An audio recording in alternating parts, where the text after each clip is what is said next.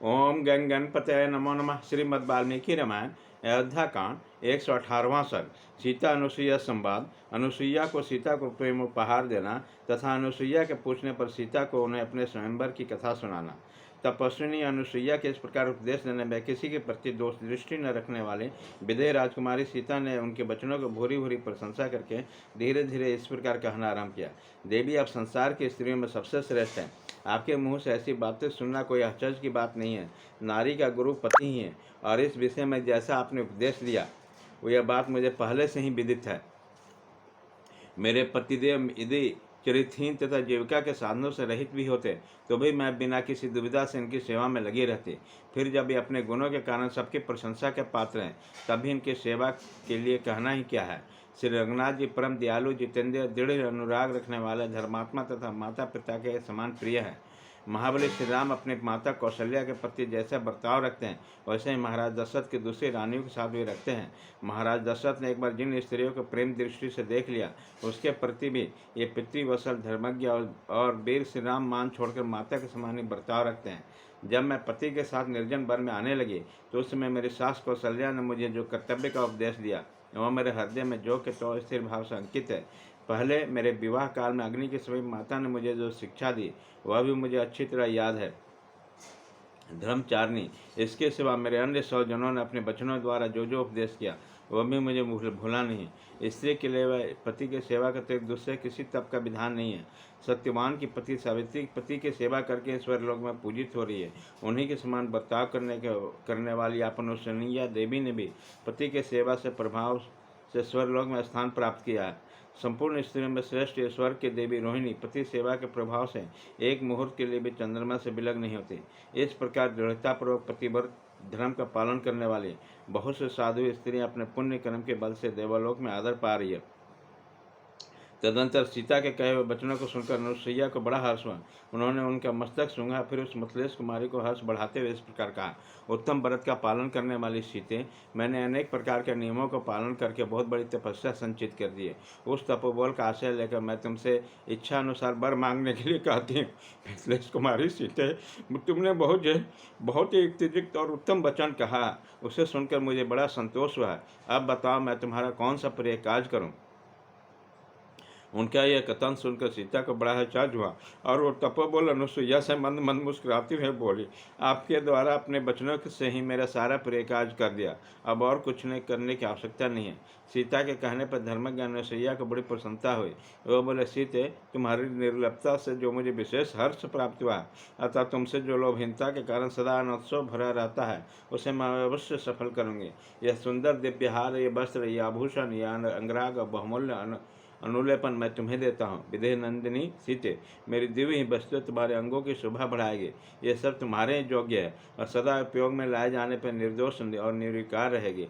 जनक किशोरी, इस दिव्य अंगराग को अंगों में लगाकर तुम अपने पति को उसी प्रकार सुशोभित करोगे जिससे लक्ष्मी अविनाशी भगवान विष्णु की शोभा बढ़ाती है।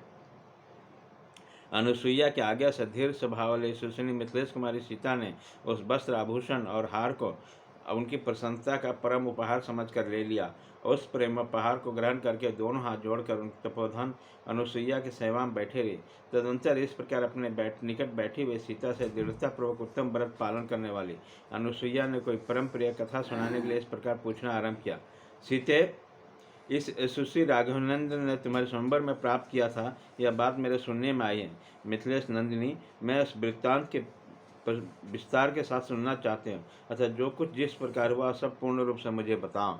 उनकी इस प्रकार आज्ञा देने पर सीता ने उस धर्मचारिणी माता तपस्वी अनुसुईया से कहा, माता जी सुनिए।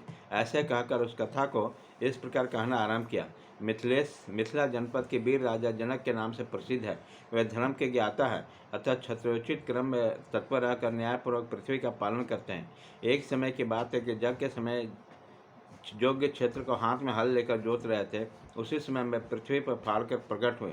इतने मात्र से मैं राजा जनक के पुत्री में हुए राजा उस क्षेत्र में औषधियों की मुट्ठी लेकर बो रहे थे। इतने में उनकी दृष्टि मेरे ऊपर पड़ी। मेरे सारे अंगों में धूल लिपटी हुई थी। उस अवस्था में मुझे देखकर राजा जनक को बड़ा विस्मय हुआ।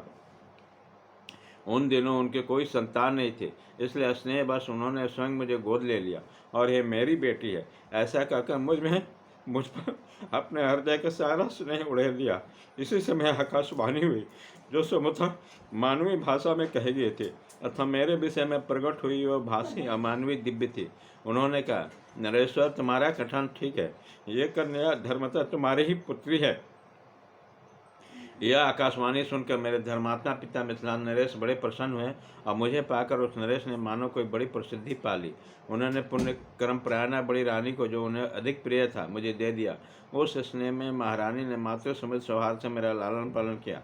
जब मेरा पिता ने देखा कि मेरी अवस्था विवाह के जोग हो गई हो, तब इसके लिए वो बड़ी चिंता में पड़े।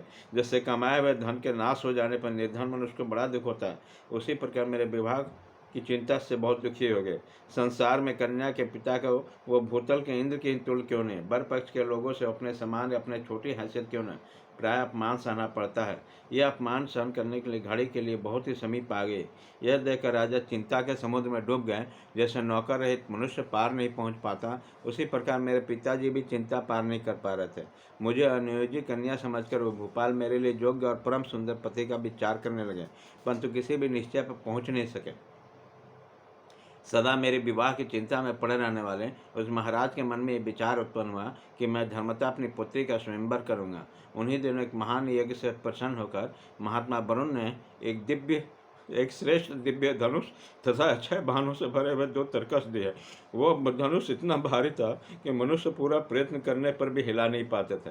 भूमंडल के नरेश स्वप्न में भी उस धनुष को झुकाने में असमर्थ थे। उस धनुष को पाकर मेरे सत्यवादी पिताजी ने पहले भूमंडल के राजाओं को आमंत्रित करके उन नरेशों के समूह से बात कही कि जो मनुष्य धनुष को उठाकर इस पर प्रत्यंचा चढ़ा देगा, मेरी पुत्री सीता उसी की पत्नी होगी, इसमें संशय नहीं। अपने भारीपन के कारण पहाड़ जैसा प्रतीत होने वाले उस श्रेष्ठ धनुष को देखने वहां आए हुए राजा जब उस उठाने में समर्थ न हो सके, तब उसे प्रणाम करके चले गए। तदंतर दीर्घकाल के पश्चात वह महातेजस्वी रघुकुल नंदन सत्य पराक्रमी श्री राम अपने भाई लक्ष्मण को साथ लेकर विश्वामित्र ले साथ मेरे पिताजी के जग देखने के लिए मिथिला में पधारे। तो उस समय मेरे पिता ने धर्मात्मा विश्वामित्र मुनि का बड़ा आदर सत्कार किया। तब वह विश्वामित्र जी मेरे पिताजी से बोले, राजन, ये दोनों रघुकुल भूषण से राम और लक्ष्मण महाराज दशरथ के पुत्र हैं और आपके उस दिव्य धनुष का दर्शन करना चाहते हैं। आप अपना यह देव प्रदत्त धनुष राजकुमार श्री राम को दिखाइए। विप्र और विश्वामित्र के ऐसा कहने पर पिताजी ने दिव्य धनुष को मंगवाया और राजकुमार श्री राम को उसे दिखाया। महाबली और महान पराक्रमी श्री राम ने पलक मारते मारते धनुष पर प्रत्यंचा चढ़ा दी और उसे तुरंत कान तक खींचा। उसके बेगपूर्वक खींचते समय धनुष बीच में ही टूट गया और उसके 2 टुकड़े हो गए। उसके टूटते समय ऐसा भयंकर शब्द हुआ मानो जहाँ ब्रज टूट पड़ा हो। तब मेरे सत्य प्रतीक पिता ने जल का उत्तम पात्र लेकर श्री राम को हाथ में मुझे देने का उद्योग किया। उसी समय अपने पिता अयोध्या नरेश महाराज दशरथ का अभिप्राय को जाने बिना श्री राम ने राजा जनक देने मुझे नहीं गणन किया। तदंतर मेरे बूढ़े ससुर राजा दशरथ की अनुमति लेकर पिताजी ने आत्मज्ञानी से राम जी को मेरा दान कर दिया। तत्पश्चात पिताजी ने स्वयं मेरी छोटी बहन सती साध्वी परम सुंदरी उर्मिला को लक्ष्मण की पत्नी के रूप में उसे हाथ में दे दिया। इस प्रकार स्वयंवर में पिताजी ने श्री राम और के हाथ मुझे सौंपा था। मैं धर्म के अनुसार अपने पति के बलवान में श्रेष्ठ श्री राम में सदा अनुरक्त रहती हूँ। इस प्रकार श्री वाल्मीकि निर्मित आश्रमायण आदि काम में अयोध्या कांड में 118वां सर्ग पूरा हुआ।